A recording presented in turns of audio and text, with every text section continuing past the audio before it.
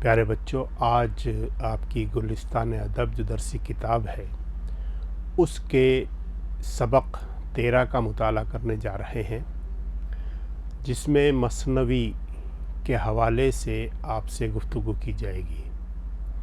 مثنوی کیا ہوتی ہے اور کون کون سی مثنویاں اردو ادب میں مشہور و معروف ہیں، ان کے بارے میں بات کریں گے، اور آپ کے کورس میں شامل جو مثنوی ہے اس کے بارے میں بھی، اس کے لیے بھی ہم آپ سے بات چیت کریں گے۔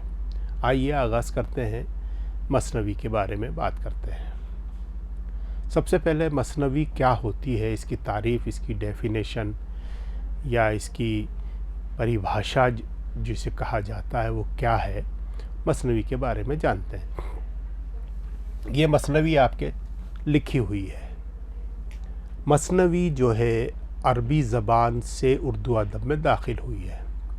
مثنوی عربی زبان کا لفظ ہے۔ یہ کون سی زبان کا لفظ ہے یہ آپ کو بتا دیا کہ عربی زبان کا لفظ ہے، اور اس کے معنی کیا ہوتے ہیں، جس کے معنی دو کیا گیا، یعنی دو چیزیں الگ الگ کر دینا۔ ادب کی اصطلاح میں مسلسل اشعار کے اس مجموعے کو مثنوی کہتے ہیں جس میں شعر کے دونوں مصرعے ہم قافیہ ہوتے ہیں۔ اب اس کی تعریف میں دیکھیے کیا بتایا گیا کہ اس کے جو معنی ہیں وہ دو کیا گیا ہے، یعنی دو مصروں کے اندر بات پوری کرتے ہیں، پھر اگلے دو مصروں میں دوسری بات، اسی قصے کو، اسی سلسلے کو برقرار رکھا جاتا ہے۔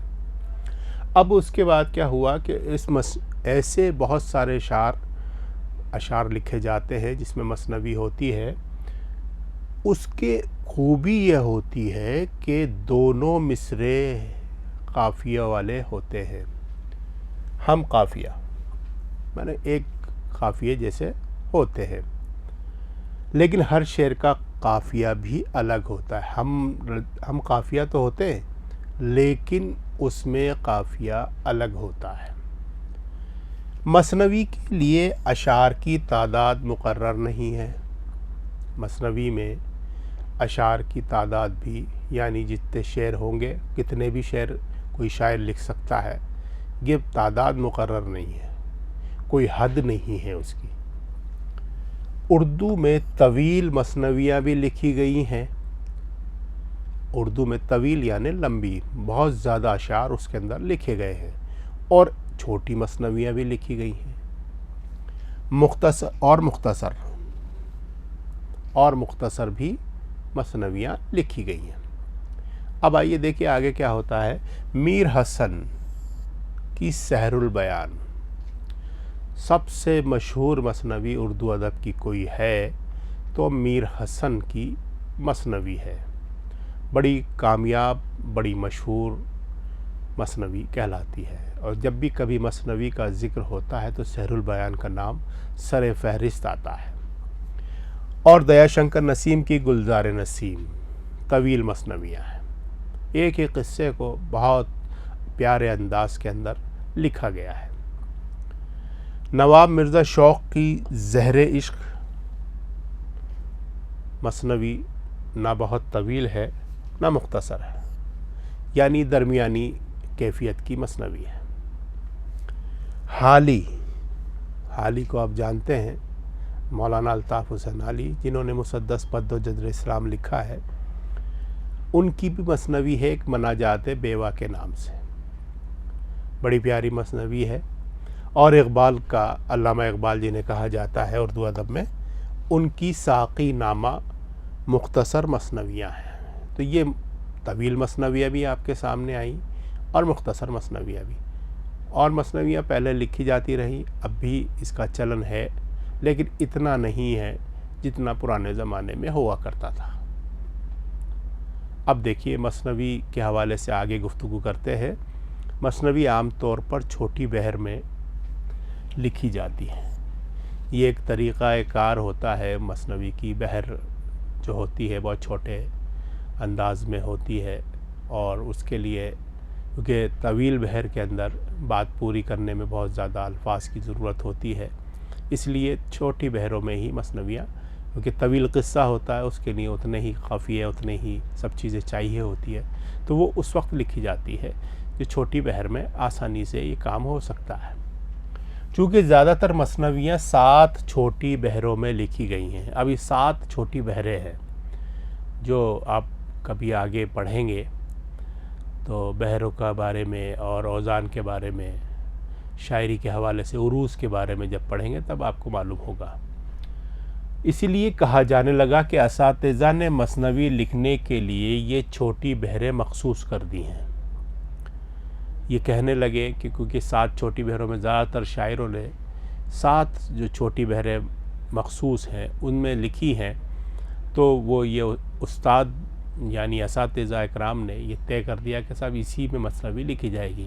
لیکن یہ بات کوئی ضروری نہیں ہے کہ انہی بحروں میں لکھی جائے مثنوی۔ یہ کوئی اٹل ضابطہ نہیں ہے، یہ اٹل ضابطہ نہیں ہے، یہ کوئی ضروری بات نہیں ہے کہ صاحب انہی بحروں میں لکھی جائے گی۔ لوگ خیال کرتے ہیں کہ صاحب یہ تو اسی کے لیے ہے، نہیں، ایسا نہیں ہے، وہ اس کے علاوہ بھی کیا جا سکتا ہے مثنوی لکھنے کا کام۔ بہت سی مثنویاں ان 7 بحروں کے علاوہ بھی لکھی گئی ہیں۔ بہت سی مثنویاں ان کے جو 7 بحریں خاص ہے اس کے علاوہ بھی لکھی جا چکی ہیں۔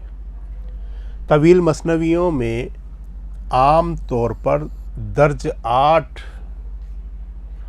اجزاء ہوتے ہیں، یعنی اس کے لیے ایک کرائٹیریا جسے کہا جائے، ایک ماپ دنڈ جسے کہا، ایک معیار طے کر دیا جاتا ہے، اس کو اجزاء ترکیبی کہلاتے ہیں۔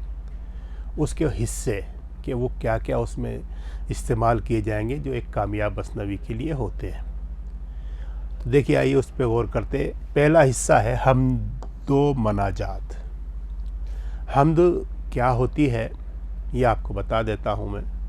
حمد وہ نظم ہوتی ہے، وہ اشعار ہوتے ہیں جس میں رب قدیر یعنی اللہ تبارک تعالیٰ کی تعریف بیان کی جاتی ہے، یعنی اس کی بڑائی، اس کی عظمت بیان کی جاتی ہے۔ اور مناجات یعنی اس میں دعائیں مانگی جاتی ہیں اور اللہ سے، مالک سے التجا کی جاتی ہے۔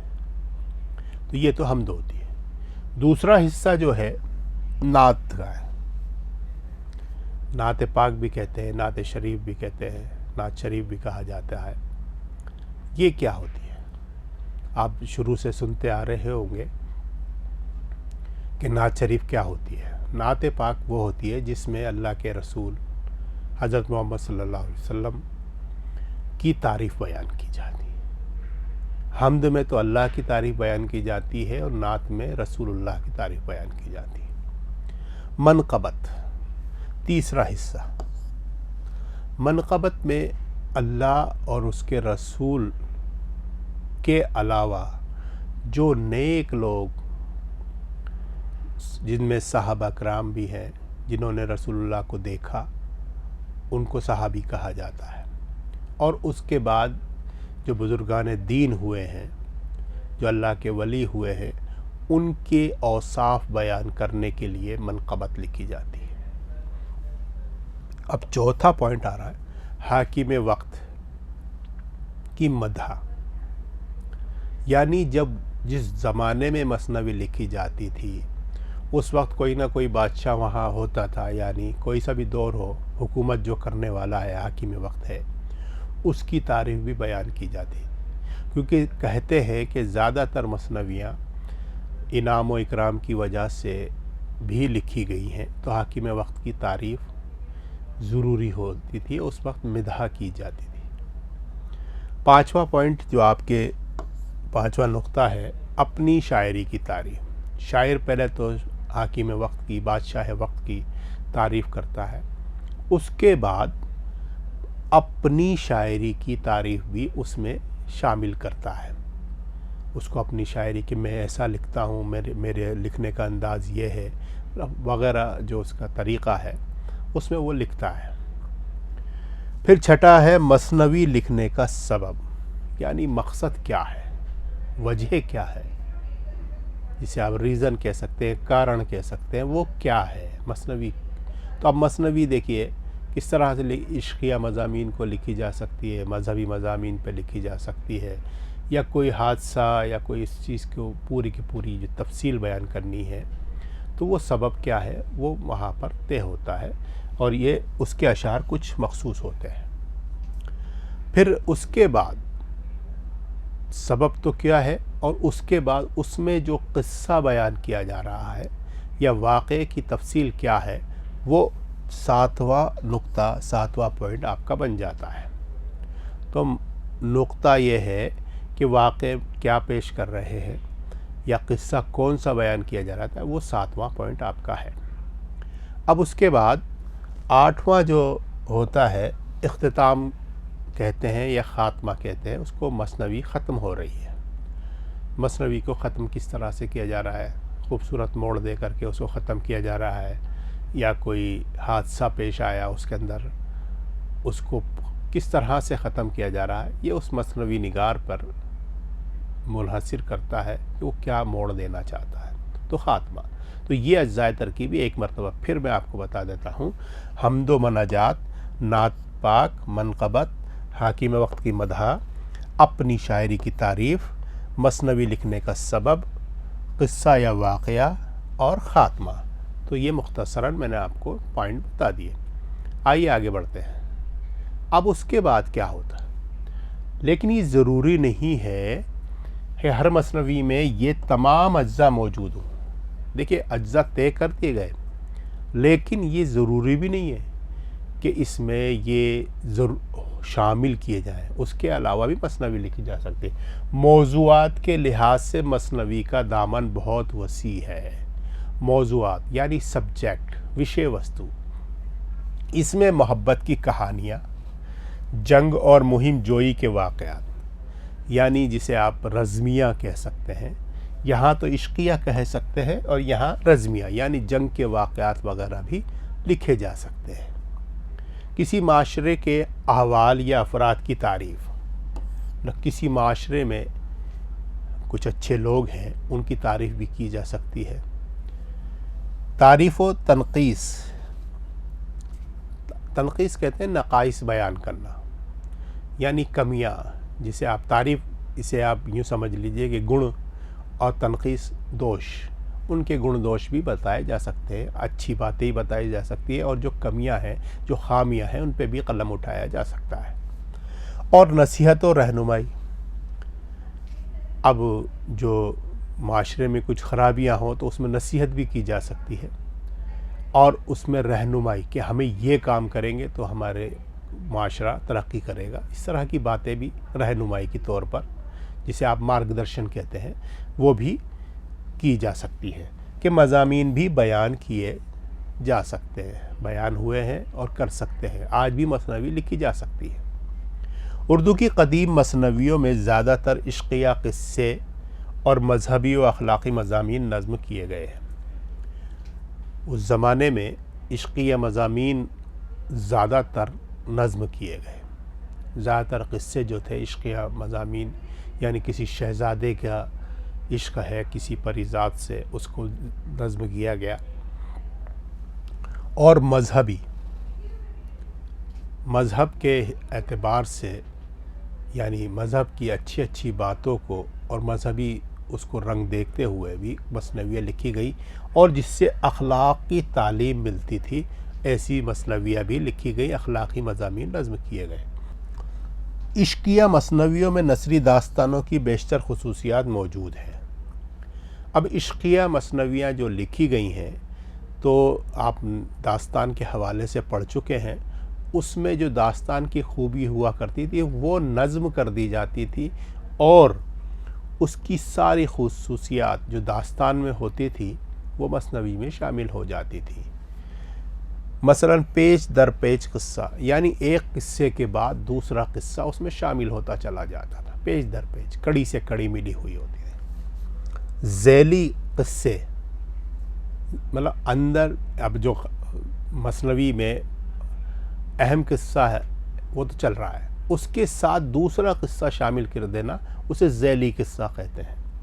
مثالی کردار والے افراد اور جو ایک آئیڈیل ہوتا ہے ہمارا، ایک نمونے والے کردار ہوتے ہیں، ایک ہیرو ہوتا ہے، ایک ہیروئن ہوتی ہے، اور اس کے علاوہ دوسرے کردار ہوتے ہیں، تو مثالی جس سے مثال دی جائے کہ اس کی طرح سے ہوتا ہے آدمی کو بننا چاہیے، وہ نیک، سچا، ایماندار ہے، اور ہیروئن کے بارے میں یہ کہا جائے کہ بہت خوبصورت ہے، بہت سمجھدار ہے، بہت اچھی ہے، تو یہ مثالی کردار ہوتے ہیں۔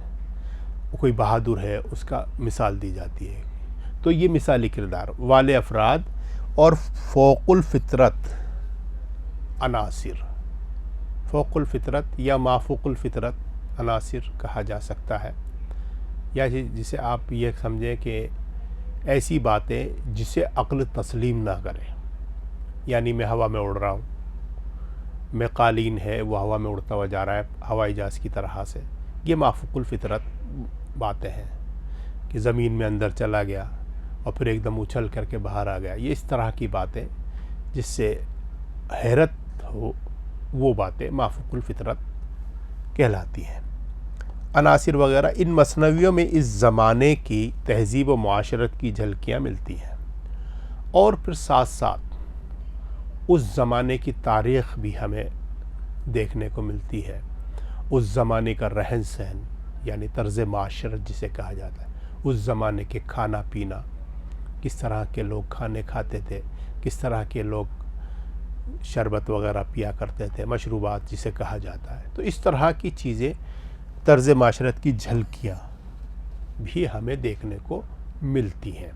تو اس طرح سے ہم نے مثنوی کے حوالے سے یہ گفتگو کی اور اس کی تعریف بیان کی کہ مثنوی کے لیے کیا کیا چیزیں ضروری ہوتی ہے، اور کس طرح سے مثنوی لکھی جاتی ہے، کون سی بحروں میں لکھی جاتی ہے، چھوٹی بحر ہوتی ہے یا بڑی ہوتی ہے، تو اس طرح کی باتیں جو خاص باتیں تھیں آپ تک پہنچائی۔ اب میں آپ سے اجازت چاہتا ہوں۔ آداب۔